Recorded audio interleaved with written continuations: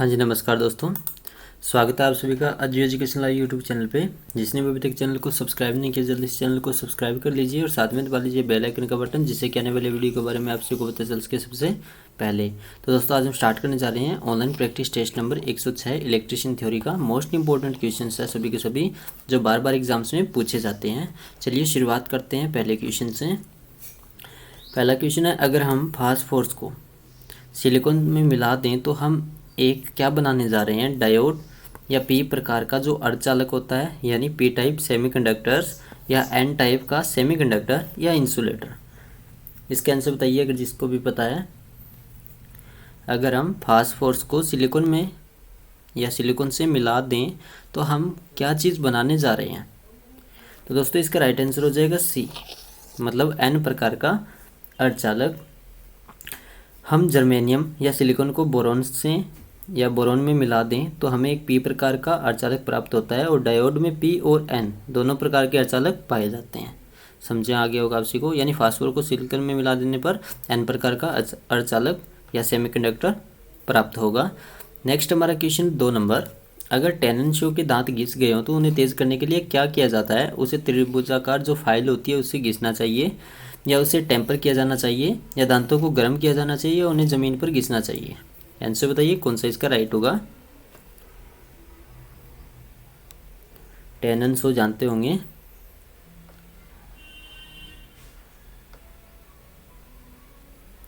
तो दोस्तों, इसका राइट आंसर हो जाएगा ए। उसे त्रिभुजाकार जो फाइल होती है, यानी इस टाइप की आती है एक फाइल रेती, उसके तीनों तरफ दांते बने होते हैं, उससे घिसना चाहिए, जिससे कि ये दांते तीखे हो जाएंगे और लकड़ी को काटने में आसानी होगी। नेक्स्ट हमारा क्वेश्चन है, अति उच्च वोल्टेज यानी EHV एक्स्ट्रा हाई वोल्टेज संचरण में गुच्छित चालकों से क्या मिलता है। घटी हुई लाइन संधारित्र यानी रिड्यूस्ड लाइन कैपेसिटेंस, या रिड्यूस्ड वोल्टेज ग्रेडियंट, या इंक्रीज्ड कोरोना लॉस, या increased line reactance. Most important question है, फटाफट इसके आंसर बताइए क्या होगा। अति उच्च वोल्टेज यानी EHV। तो दोस्तों, इसका राइट आंसर हो जाएगा बढ़ता हुआ लाइन प्रतिघात, जिसको हम इंक्रीज्ड लाइन रिएक्टेंस बोलते हैं। यानी अति उच्च वोल्टेज संचरण में गुच्छित चालकों से घटी हुई वोल्टेज प्रवणता मिलती है। तो इसका मतलब है कि EHV संचरण लाइन को चालकों को बंडलिंग करने से चालक का जो प्रभावी व्यास होता है वो बढ़ जाता है, और वोल्टता का मान स्थिर रहने से चालक की सतह पर प्रभावी वोल्टता प्रवणता घट जाती है, जिससे कि EHV संचरण लाइन में कोरोना हानि को कम करने में मदद मिलती है। अब एक बात और आती है यहाँ पे, बंडलिंग। तो बंडलिंग का मतलब क्या होता है, यानी बंडलिंग से क्या होता है। तो चालक का जो प्रभावी व्यास होता है वो बढ़ जाता है, विभव प्रवणता घट जाती है, और सर्ज प्रभाव होता है वो उसका घट जाता है, और धारा प्रवाह क्षमता उसकी बढ़ जाती है, और पावर ट्रांसफर जो क्षमता होती है वो भी बढ़ जाती है, और कोरोना प्रभाव उसका कम हो जाता है। नेक्स्ट हमारा क्वेश्चन है दोस्तों 4 नंबर, इसका आंसर बताइए क्या होगा। 4 ध्रुव यानी 4 पोल 3 फेज प्रेरण मोटर यानी इंडक्शन मोटर जिसको बोलते हैं 50 हर्ट्ज सप्लाई पर 1440 RPM पर चलती है। तो विसर्पण गति ज्ञात कीजिए, मतलब स्लिप गति यहाँ पे आपको निकालनी है, उसकी क्या होगी। मतलब यहाँ पे खपत कितनी हो रही है राउंड में, कितने राउंड हमें कम मिल रहा है। 2940 RPM, 1500, 1440 या 60 RPM। बताइए जिसको भी आंसर निकालना आता है।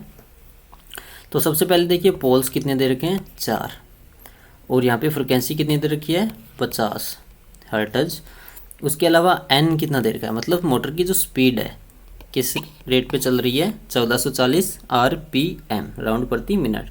तो इसका एक सूत्र होता है NS बराबर में 120 F बटा में P। अब रख दीजिए इसको भी, मतलब NS जो इसकी सिंक्रोनस स्पीड होती है वो हमें निकालनी है। सबसे पहले इसके सूत्र में रखिए 120 इंटू 50 बटा में पोल्स कितने हैं, 4। तो इसको निकालिए, 4 को इसमें दिया 30, 30 को 5 से किया 150, और यहाँ पे ये कितना दे रखा है सॉरी यहाँ पे 50 था, हाँ सॉरी 50 था, यहाँ पे 1500 आया, 1500 माइनस यहाँ पे हमें स्पीड कितनी प्राप्त हो रही है 1440, और 1500 में से 1440 को घटाएंगे तो मतलब हमें कितना लॉस होगा, यहाँ पे स्लिप स्पीड कितनी होगी 60 RPM। नेक्स्ट हमारा क्वेश्चन है 5 नंबर, इसका आंसर बताइए क्या होगा। विसर्पण यानी क्रिम्पिंग परिघटना निम्नलिखित में होती है, एमीटर में, वोल्ट मीटर में, वाट मीटर में या वाट ओवर मीटर में, जिसको WH मीटर बोला जाता है। बताइए इसका आंसर कौन सा होगा। विसर्पण, बताइए कौन सा आंसर होगा इसका। तो इसका राइट आंसर हो जाएगा डी, वाट ओवर मीटर में होता है, क्योंकि कभी कभी जो मीटर लोड रहित स्थिति में धीमा चलता रहता है, जबकि इस स्थिति में क्या होता है उसकी जो केवल संट कुंडली उत्तेजित होती है, और इस त्रुटि को क्रिम्पिंग त्रुटि बोला जाता है। इसको क्या बोलते हैं, क्रिम्पिंग या विसर्पण। नेक्स्ट हमारा क्वेश्चन है 6 नंबर, इसके आंसर बताइए क्या होगा। अब बात आती है रेलवे यात्री कोच की बिजली और पंखे के लिए पावर सप्लाई होती है, मतलब ट्रेन के डिब्बे के अंदर जो बिजली चलाने के लिए और पंखे चलाने के लिए जो पावर सप्लाई दी जाती है वो कौन सी होती है, single phase 25 hertz AC, single phase 50 hertz AC या 3 फेज 50 हर्ट्ज AC या DC होता है, मतलब डायरेक्ट करंट होता है। आंसर बताइए इसका कौन सा होगा। तो दोस्तों आपको ध्यान रखना है, कभी भी ये क्वेश्चन आ जाए तो उसका होगा मतलब DC डायरेक्ट करंट, उसमें कभी भी हर्ट्ज नहीं होता है। नेक्स्ट हमारा क्वेश्चन है 7 नंबर, ट्यूबलाइट परिपथ में उच्च वोल्टेज का प्रवाह निम्नलिखित द्वारा उत्पन्न होता है, स्टार्टर, चौक, ग्लास ट्यूब या इलेक्ट्रोड। ट्यूबलाइट परिपथ में उच्च वोल्टेज का जो प्रवाह होता है वो किसके द्वारा उत्पन्न होता है या पैदा होता है। तो दोस्तों इसका राइट आंसर हो जाएगा बी, यानी चौक के द्वारा होता है, क्योंकि ट्यूबलाइट परिपथ में उच्च वोल्टेज का प्रवाह चौक के द्वारा उत्पन्न होता है। और ट्यूबलाइट परिपथ में श्रेणी में एक चौक कुंडलन लगाया जाता है, जिसका मुख्य कार्य होता है यह ट्यूब को डिस्चार्ज कराने के लिए एक उच्च क्षणिक विभवांतर उत्पन्न करता है और प्रचालन के दौरान अत्यधिक धारा प्रवाह सीमित करता है। और ट्यूब की DC सप्लाई प्रणाली से प्रचालित करने के लिए चौक के श्रेणी क्रम में एक धारा सीमित करने के लिए एक प्रतिरोध भी लगाया जाता है, जिसको रेजिस्टेंस ही बोलते हैं। नेक्स्ट हमारा क्वेश्चन है 8 नंबर, इसका आंसर बताइए क्या होगा। ऊर्जा के किसी एक रूप को ऊर्जा के किसी एक रूप को ऊर्जा के किसी अन्य रूप में रूपांतरित करने वाली युक्ति या बदलने वाली युक्ति होती है, उसको क्या बोलते हैं, धारिता, पराक्रमक, प्रतिरोधक या प्रतिवर्धक, यानी कैपेसिटेंस या ट्रांसड्यूसर या रजिस्टर या कन्वर्टर। बताइए कौन सा इसका राइट आंसर होगा। तो दोस्तों सिंपल सा क्वेश्चन है, इसका राइट आंसर हो जाएगा डी, उसको कन्वर्टर बोला जाता है। नेक्स्ट हमारा क्वेश्चन है दोस्तों 9 नंबर, इसका आंसर बताइए क्या होगा। ट्रांसफार्मर में किस वाइंडिंग में वर्गों की संख्या अधिक होती है, प्राइमरी वाइंडिंग, सेकेंडरी वाइंडिंग या हाई वोल्टेज साइड वाली जो वाइंडिंग होती है उसको, या जो लो वोल्टेज वाली वाइंडिंग होती है उसमें। बताइए कौन सा राइट आंसर होगा इसका। तो दोस्तों इसका राइट आंसर हो जाएगा सी, हाई वोल्टेज वाइंडिंग। ट्रांसफार्मर में उच्च वोल्टेज की वाइंडिंग में वर्तनों की संख्या अधिक होती है और ट्रांसफार्मर में निम्न वोल्टता के लिए सेकेंडरी में कम वर्तन दिए जाते हैं।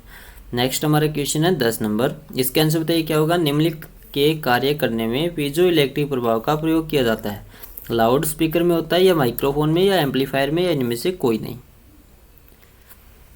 किस कार्य को करने के लिए या उसमें पीजो इलेक्ट्रिक प्रभाव होता है उसका प्रयोग किया जाता है दोस्तों। सिंपल सा क्वेश्चन है, काफ़ी बार एग्जाम से पूछा भी गया है।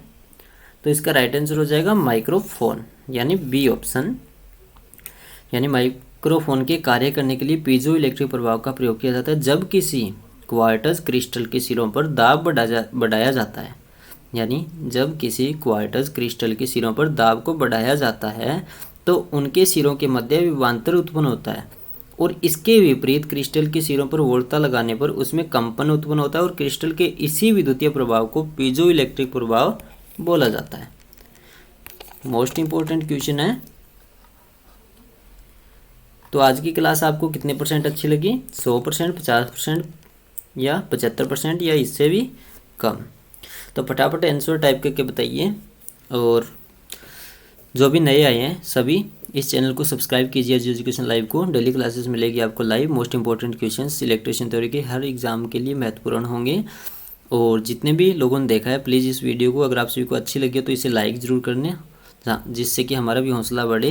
और इस वीडियो को ज़्यादा से ज़्यादा शेयर कर दीजिए, फैला दीजिए अपने दोस्तों के पास। आपके पास जितने भी व्हाट्सएप टेलीग्राम ग्रुप है उन सभी में, जिसने भी अभी तक अजू एजुकेशन लाइव यूट्यूब चैनल के व्हाट्सएप और टेलीग्राम ग्रुप ज्वाइन नहीं किया तो ज्वाइन कर सकते हैं। डिस्क्रिप्शन में सभी लिंक मिल जाएंगे आपको, वहाँ से सभी लिंक्स को फॉलो कीजिए। धन्यवाद। आप सभी का दिन शुभ हो। जय हिंद, वंदे मातरम।